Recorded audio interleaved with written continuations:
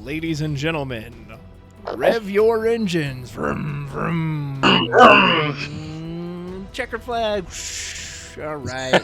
We got Cars 2. This is the 12th installment in Pixar's illustrious franchise. Noah, how are you? Yeah. Great, and I can't wait to talk about a better Cars movie for once. Yeah. So this is interesting because I believe on the website Rotten Tomatoes, which is an aggregate of review scores, this is the only rotten film Pixar has. Most people, or at least in general, people didn't actually like this one very much. They didn't like it as much as they liked the first one. So it's interesting to hear you say that. I agree. I think in a way I do like this one better. I think there are some things better about the first Cars. There's no denying that Cars is always the letdown after great Pixar films like The Incredibles, which is my favorite Pixar film. Follow up the first Cars is like, oh, Toy Story 3, which is just this amazing Pixar film. Yeah. And then Cars 2 is just like, man, why? I don't know. John Lasseter just loves his cars, I guess. All right, so let's get into it. I'm going to start off with you. Noah, who is your favorite character in Cars 2? It's Mater. I think they do a good job with Mater in this one. What I find interesting about him, this is that they went kind of meta with his character. They recognized the kind of backlash that Mater had in the first Cars film as being just kind of like a goofy, one-note type kind of character, and then they do double down on it, but then they also take the viewpoint that Mater makes the realization that people are laughing at him, and he has a nice like change in his character of like realizing that he needs to be himself no matter what people think. But I really do. I think Mater's pretty well represented in this film. So for me, I don't think there's any other choice except the very smooth and suave Finn McMissile, voiced by Michael Caine. I wish this film had been about him, because second he starts off the film and I was just like, this is awesome. Like, very much if James Bond were a car, that's what he would be. He's got a gadget for everything. He's just like that quintessential spy, except in car form. Yeah. And he's got a great name, too. And I love that they kind of use that British pronunciation of McMissile as opposed to, in America, we just call him Missile. But yeah, Finn McMissile. Like, I love that character. Again, when I saw him, I was like, this is going to be great. And it wasn't about him, so oh well. But I love that character. Love his car design. I'm not a big car buff, so I don't know what model car he is, but whatever model he is, he looks super sleek, and I love it. Maybe an Aston Martin, because that's the car James Bond usually uses. So he's probably an Aston Martin, if anything. That's a good choice. He's a good character. As far as like least favorite moment for me, I would say the biggest thing for me with this film that is that the scenes go on a bit long. It's really dialogue heavy for a Pixar film, and the plots in Cars movies shouldn't be that dialogue heavy. So I get there's like a lot of espionage and spy stuff, but get to the point quicker. Also, I'm not a huge. I feel like they could have done better. I think it was John Turturro that was Lamborghini or whatever he is. With the Formula One sports car. Bertoli, I don't know, some kind of pasta dish, but but yeah, his rivalry with McQueen just seems like they're trying to give something to McQueen for the film, and just it's probably not necessary. I wish they kind of like, again, they end up splitting time too much. It's better than the first one as far as like subplots and too many characters and stuff like that, but there's just too much unneeded stuff in the film. Yeah. So it's he fills that Chick Hicks role where like I like him, but he's just not in it much, and he doesn't really get a whole lot to do, like you said. Yeah, for me, my least favorite part is your favorite character, and that's Mater. And I didn't really think this as much when I first saw it, but as I've seen it a few more times, he just annoys me. Like, I think he That's actually fair. fits pretty well as a side character. I don't like him as the main character. He's becomes obnoxious. The plot has this thing that stories do that I can't stand, where is it everything could be explained if someone was just took a moment and said, hey, this is what's happening, but no one will do it so that the Sure. plot can keep going. And it bothers me that like someone who should be as intelligent as Finn McMissile is like, oh, this Skull is really the fool, how about that? It's like he's telling you, hey, I'm not a spy, by the way, like, but oh right, sure you aren't. Like if someone said that in real life, hey, by the way, I'm not this thing, no one would be like, okay, buddy, they'd be like, wait, what are you talking about? Like, so that kind of storytelling. Well, I mean, he even says it. He even says it at the end. He's like, "I'm not a spy. I've been trying to tell you that all along." Yeah, and again, they try to play that, but again, beyond that, Mater like will just go on, and he just becomes again. I thought he was honestly a pretty good side character and supporting, and it just is weird that McQueen, who I think was probably the one good part of the first Cars, he was a really good character. Yeah. It feels so weird to sideline him in favor of Mater, that McQueen really doesn't get to do much in this film.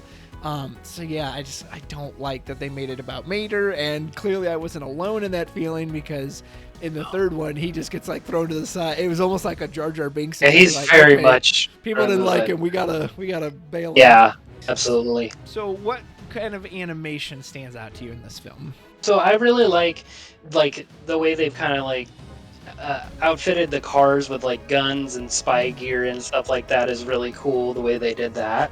That's one thing that stood out to me. It's visually pretty bright, and I like the the different. I like that it's multi-locale, and like they go to Japan is really cool, and to see all like the Japanese like type kind of billboards and stuff like that with little cars on them is like the kawaii type kind of cars and stuff like that's really cool. It's weirdly violent for a Cars film. Right. Yeah, like if you stop to think about what is actually happening to some of these cars, like there's one that McMissile shoots a platform down and he gets absolutely crushed. Like you just killed that dude, that car. Like there's the the fact that they make all the cars blow up and they put that stuff in them. Again, it makes sense for a spy film. It's just weirdly violent for if you stop to think about what's happening. So I don't really have any like standout shots or animation. There's one part where they're racing in Italy, and it's kind of a close-up on the side of a car, and like you can see the reflection on it, and it's reflecting, and like it's really beautiful. So I would probably say that's the animation that stands out the most, is kind of just the locales, like you said, like Italy especially is like, gosh, this place is really pretty and kind of makes me want to go there. But beyond that, there wasn't like, oh wow, I really like, other than like kind of creativity thing of, like you said, I do like the way they use the spy gadgets. I think Finn McMissile is a very creative character. Did you see this one in theaters? I did. So from my first time memories, I saw it in theaters, kind of with my same crew I'd been going with, girlfriend and a buddy, and I remember afterwards just feeling like, like I felt very let down. And again, even though I told myself, Cars. like it's not going to be as good as Toy Story 3, I knew that, but part of me had like hoped, is like, okay, well maybe they like got it right this time. And again, I'm a big spy fan. I love James Bond, so when it started with that, I was okay, this is going to be really good. And at the end of it, I just remember this feeling of just like, but I remember sitting on the upper like right side of the theater, and it was packed with kids. Like kids were all over the place. I think it was like in the middle of the day. Yeah, so that's pretty much what I remember. Kids loved them Cars. I know. Let me Yeah, tell it's you, clearly successful from that standpoint. What about you? I did not see it in theaters. I saw it on DVD later, and my thought was after I watched it, was like, well, I liked that. That was, to me, that was better than the first one. It was more of a tightened up kind of story wise, and I appreciated that. And I thought it was interesting that they kind of went a meta direction with kind of introspective on Mater as a character. So, yeah, that's what I pulled from it. Yeah, nice.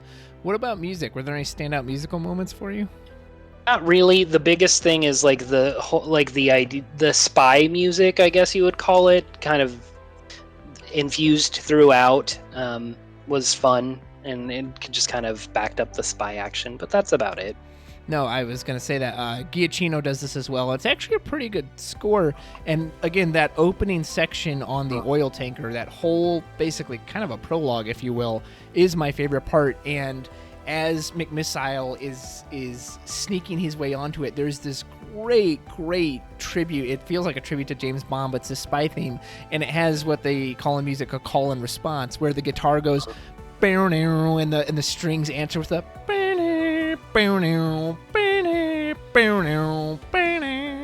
it's so cool. I remember again watching it I was like, this sounds awesome. Like it has this really nice like kind of surf spot. I love that. So that one stood out to me, and I've listened to that track, and that track is called It's Finn McMissile. Like it's his theme basically. So good, but unfortunately, the rest of the film doesn't live up to that. You know, any dialogue or anything at all stand out to you in this? No. No. I'm trying to think. Like, trying to remember anything. I can't remember any. It maybe like the comedy doesn't make me laugh.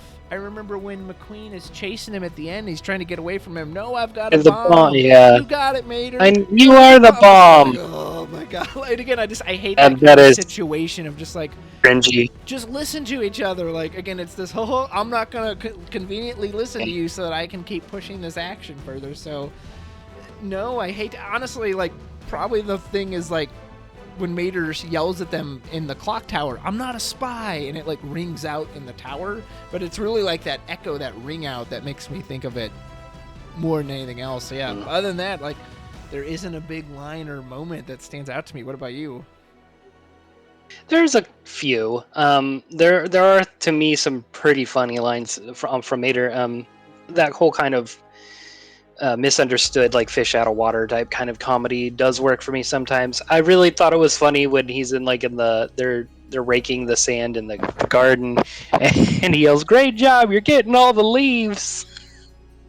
I thought that was really funny, and also like when he's disguised and he's like, "Oh, so you're this guy wanted for armed robbery and possession and like this, and you're that whole thing was really funny. Also at the end I did like the Queen McMissile Queen McQueen, you know, like that was funny too. That's really about it as far as dialogue that stand out to me though. Yeah, that's fair. So what would you change? I have a lot to say on this. I'm curious to see what you say. I'll just say I would tighten up the pacing. Like I said, I feel it's a little dialogue heavy. Cars films don't have to be as long as they make them. I don't understand why they... Yeah, the first one was over 2 hours. I don't know how long this one was, but it's still, again, it felt longer than it needed to be.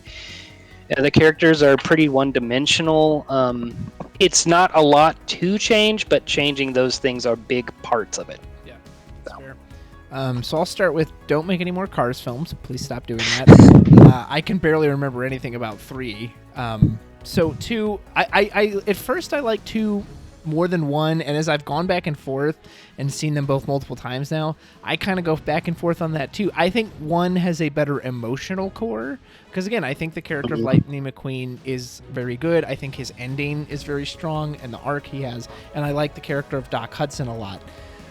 That said, I don't like Little Radiator Springs. I'm completely bored by that. So I do think this one has like better pacing because I think the spy aspect is really neat, but I also can't help but feel the spy aspect is kind of completely in conflict with the rest. Like it almost feels like 2 separate films.